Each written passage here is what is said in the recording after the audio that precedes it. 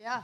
What a great environment for women's basketball. You know, I heard a lot of loud Tar Heel chants. Certainly grateful for folks taking the drive down to support a good team, a team that's a whole lot better, more resilient, more connected, more disciplined, more all the things, more battle tested than we were November, December, January. Just getting better and better with this young group. You know, obviously when you out rebound and you know, basically the 3-point line and the turnover line's about the same. There's one category that's not the same. You guys know as well as I do. Please don't get me fined. But that's the difference in the game.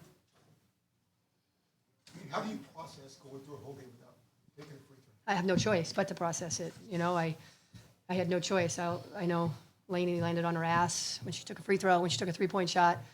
I know Ciera will probably be out tomorrow. She's been beaten up, you know, but I don't know. I mean, I'm forced to, it's not a whole lot I have to process. I don't think I've been doing this for a long time. I mean, I've been doing it so long, it's almost embarrassing. And I've just never seen it. So it's fascinating. You guys got to see a treasure, as they say. Mm-hmm. You talked about this team being battle tested, being able to kind of fight back. How were y'all able to kind of channel that momentum and kind of keep just kind of roaring back throughout this game? Yeah, I mean, two really good teams, a heavyweight battle, right? I think you probably are looking at a few possessions that can go either way, and they went in their favor, right? So you know, I don't think there's a ton of things that either coach is going to be able to say that just was flat out not good enough. You know, they went on a run, we went on a run. You know, look at the statistics kind of also tell part of the game.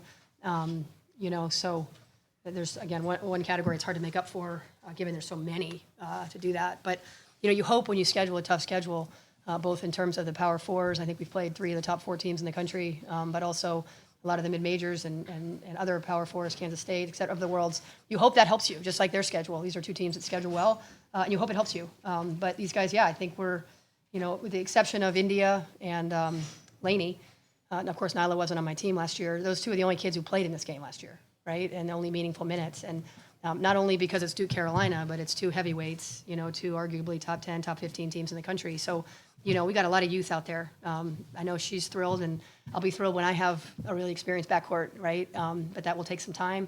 And so, yeah, it makes November feels like months ago, which it was. You know, we're better because we've been doing it so much more.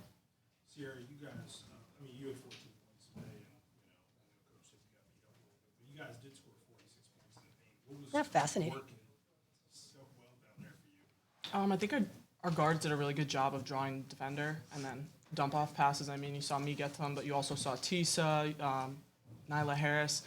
So our guards did a really good job of attacking and dumping off, and then we were finishing, and we knew that they were going to be big. We knew they were shot blockers. So we just were really diligent about how we were finishing and how we were getting those shots, and I think it paid off. Courtney, was it the intent to go inside? Because it seems like you were intentional about going inside and feeling that was your best path for victory. Well, I think when they're going to guard the perimeter the way they are, they're giving you 1v1, and they're trusting their bigs to guard that, right? And so, yeah, we like any of our bigs to be able. I mean, 46 points in the paint is twice as many as they had, right, with no free throw attempts, right? So we obviously were taking it to them both off the drive and off the pass. And I think our posts are, you know, we think they're a strength of our team. And other teams are going to play us differently, and they're going to really try to take away the post with double teams and things like that, in which case we'll let our guards play go. Courtney, that run at the end of the second half that Duke went on, what kind of went wrong there, and how was it tough for you guys to overcome that? Offensive rebounds from the free throw line and transition D. You know, we got some young guys in that we didn't. We had three possessions in that 8-possession run where we didn't have a safety. The safety was more concerned to get out to perimeter play, so their bigs just got a free highway. And then we gave up 3 offensive rebounds in 1 possession off a free throw. I don't know, she stepped in the free throw line for some dumb reason. Like, we can't do that. To give him another free throw, which she misses and gets to go board. I mean, so just kind of put those things together. Laney came out with about 5.5 minutes left, and didn't come back in 6 seconds left. What was the thinking there? She played 32 minutes. We don't have to discuss how many minutes she's playing. It's a lot of minutes.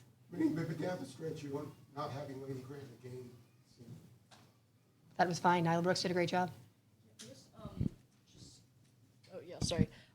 Obviously, Toby did her thing in terms of, you know, rebounding. I think had 3 blocks, but we're able to limit her scoring. Just what do you think was the key for you guys with that? Yeah, I mean, I think our bigs did a really good job. I mean, we've got a lot of bigs, and we played her. We chested the ball well, made her force tough shots. I mean, she gets a lot of hers because of their rollers. You know, they do a lot of ball screen roll. They're number one in the country playing out of the roll. So if you can take that part of their game away, they got to go to the next thing, right? And so our post did a good job taking that part of the way, which means she had to then finish with a ball with a body behind her. She doesn't have to finish a lot of those throughout the course of the year. So, yeah, I thought our guys forced her to play 1v1, and that was to our advantage. Coach, Talia had one of her best performances the other night. What kind of factored into why she didn't play all night and kind of the rotation you went with? Yeah, I mean, obviously this is a game where there's a whole lot of actions that are happening, and there's, you know, young guys, there's a lot of things they haven't really necessarily seen. I mean, SMU is a very different quality of opponent, right? And so in those games, the margin of error is very high. You can kind of screw up and get it right back because you're a good athlete or because they can't do much with it after that. And so, you know, as these games are, this is kind of a grown woman game that she's continuing to learn. You know, she's going to be really good here. It's part of the process that, you know, they all go through. Ciera's been to this gym and didn't play at all, right? But she had to get better, stronger, faster, see more things so that she can be more reactive. And so we'll continue to grow Talia accordingly. What can you guys take from a fight like this as you get ready to see Duke again, but also as you enter the closing stretch of conference play? There's a lot of good teams. I mean, next up, we've got to deal with Virginia Tech on the road, and then we've got a Pitt team at home. I mean, it's just, you just keep going, right? It's just, there's like, you just try to take 1 week at a time and sweep the week. You know, this is one of the premier teams in our league, so are we. So we sort of expected this. It's why it was a sellout, you know. I don't think if they were playing whoever, someone else on the calendar might not sell out quite as often, right? That's what you get. That's what you love. So, you know, when you come and you don't win, you've got to continue to get better. And when you come and you win, you got to continue to get better. So this is just, we've got another month, we hope, of our season, and we just got to keep getting better. The run for y'all in the first quarter, but also, or the first half, but also the second half there. What kind of triggered those for y'all, and how were y'all able to kind of chip into the deficit, especially at the end there in the second half? I think our quality of shots were just a lot better. I mean, from the big position, we were running in transition, which opens up a lot for the guards. We were hitting shots, obviously, which is really nice. We were just we're executing the things that we do in practice, and that seems to be a trend in all of our games. When we play how we practice, things go well. In both those moments, it just felt like everyone was comfortable, everyone was getting each other open, and everyone was finishing. Yeah. And again, not trying to get you fined, but obviously, certain category there in the box score that probably I'm happy with. What is the process for you, I don't know, in the coming days of maybe trying to speak to folks about that? Like I know on the football side, obviously you can sort of like be playing in like flag certain calls. Yeah, we have the same. I don't know if the response time is helpful. It might help the next team that plays Duke, quite honestly, right? But yeah, I mean, I just, Matt, my radio guy, will be really good. He's really good at the numbers. I'm fascinated if there's been any other game at a high level college basketball that had 46 paint points and no free throws. I'll be fascinated. And if it wasn't, we got to be a part of something new, which is hard to do. So yeah, I don't know. I thought we were, again, if you don't get any paint points, it means you're not attacking the paint. Then it's sort of like, well, is it you or is it, you know, I thought the aggressiveness starts with paint points. That's how you show how you, because that's boardwalk in our sport. You want to protect that as best you can. I thought we did a good job attacking it. So I don't know. Ciera, did you and Nyla Harris have to kind of make an adjustment when you saw that you're going inside all the time and not drawing any calls? And what were the frustrations in that area as the game went on? I mean, for me personally, I feel like a lot of mine came off the dump-off passes that were uncontested, but I know Nyla had a lot of tough finishes, and I'm sure that she would argue she could have gone to the free throw line a couple times in those. But I mean, that's any game. You got to go with the flow of how things are being called, and you got to adjust to that. So on a night like tonight, where we know maybe we're not getting the calls that we usually would, you definitely have to take that into consideration. Courtney, do you think when India kind of spiked the ball to get the technical foul, that was just kind of a boiling point? And Maybe. I mean, she spiked the ball. It went like 12 feet. I mean, a technical foul for that in this type of environment feels a little aggressive, but whatever. You know, I'm sure she was frustrated. I know we kept saying, hey, keep going inside. The math will math. As long as you're going through hips, you're going through chests. So I'm sure she was tired of hearing me say that and have it not. There's a lot of hands, so it was hard for perimeter players. So probably, but you'll have to ask her. I don't know. I didn't ask her about it. Just really quick, the third quarter, they're obviously really great response from you guys. I think offense there. Just what do you think was going so well for your team Yep. there, just to kind of cut into it and close that deficit? Yeah, I think Tisa's ability to kind of keep the ball moving on the perimeter opened up a lot of driving lanes. We made quick decisions out of those. They kind of went between hedging and not hedging ball screens. I thought our kids really read that well and then attacked accordingly. Got some in transition as well, obviously with the rim runs. So securing the rebound helped with that. It's just they went on a run in the first half. We went on that's just basketball. It wasn't that I'd love to say I was orchestrating like a mad scientist, but it's just it's two good teams that have a lot of good players. There's our super experience. So you've got one more thing to kind of get through. I thought our kids did a good job of that. Any other questions for Coach or Ciera? What about the way this game went? There've been a lot of rocky fights between you guys. I told you we were going to Last score few more. years, but this seemed a little bit different. Yeah, I told you we were all going to score more. She's got a lot of actions, so it's hard for young guys to really come in and help right away because you have to know all of the actions, right? And so they're really experienced. This group's played a lot of minutes together, and then, of course, our guys, they have been going through now. They're a lot older than they were.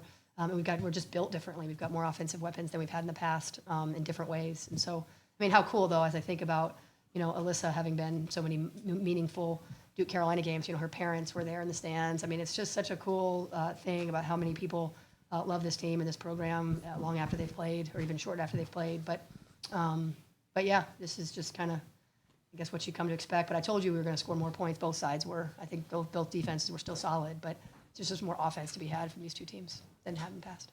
After having done it last year, the top 16 reveal came out last night. Is hosting still something that you guys feel like you can realistically shoot for? Yeah, I think our young guys don't. I'm not sure they know. I don't even know they know what that means. So I don't really talk about it with them. I think what you always hope is that the committee looks at the body of work and looks at the improvement of your team and how you're playing, and then seeds them people accordingly because the seeding really does matter. And so we still got a lot of ACC basketball to play. We have the ACC tournament, and so I would have the same answer had those few possessions gone a different way today. It's a little too early to tell. We hadn't done enough work ahead of this point to have ourselves secure there. So we're sort of like last year, sort of teetering, and we just got to continue to play well and get better to better each week. Courtney, down 8 at half. What was kind of the message at halftime, kind of charging How back they got up? down 8, right? It was, like I said, those free throws, 3 offensive rebounds on a free throw, and that's 3 of their only 14. So had we handled that, it would have been much better. 3 transition errors in terms of what our safety was doing. So we just showed it to them and said, this is how we got there. It's sort of, you just kind of have to understand so that you can then act accordingly. So those weren't, hey, this was different than what we thought they were going to do. Those were, we didn't choose to do that right. And they adjusted as expected quite well in the second half. Just want to see if there's any update on Renaya and also how you thought Alina handled today. Yeah. Obviously when you look at the stats, it doesn't look like she handled it well, but we felt like she handled it well in terms of how she, what did she get, 5 assists and, the plus minus is being about what you want. If you have to be in the negative, you don't want it to be far, Renaya is week to week. We're getting kind of up to the minute data as well as we're giving it. When we get it, we give it. And so we're hopeful that she'll be back soon, and that will help us. Although this is really valuable, of course, for E, and we trust her a ton. And all these game pressure minutes is helpful for the whole roster. So everyone who played today got a little bit better. Can you just speak on the toughness of Thaisa? Yeah, and the versatility, I would say. She's the kid that came early. So she came in January last year and kind of started early with us and didn't start her athletic clock until the fall. But, she right away hit the weight room and then right away hit her skill work. She felt that would be a better use of her time than finishing her high school season. And it's really paid off. She's got incredible versatility, but she's strong enough to handle the physicality of the game at a young age. And so she spent 6 months, or I guess it was only 4 months at that time, learning by seeing scouts and watching and playing as the practice guys and getting extra workouts and things like that. So her versatility is so different than some of our bigs have. I think Ciera will take a jump in the summer about being a little bit more versatile as well. And that's obviously what's hardest to guard at this level, is if you can do multiple things well. Because if you don't, you better be really elite at the one thing you do. And so I think what makes Tisa so helpful is her versatility added to her physicality. Thanks, guys. Yeah, of course.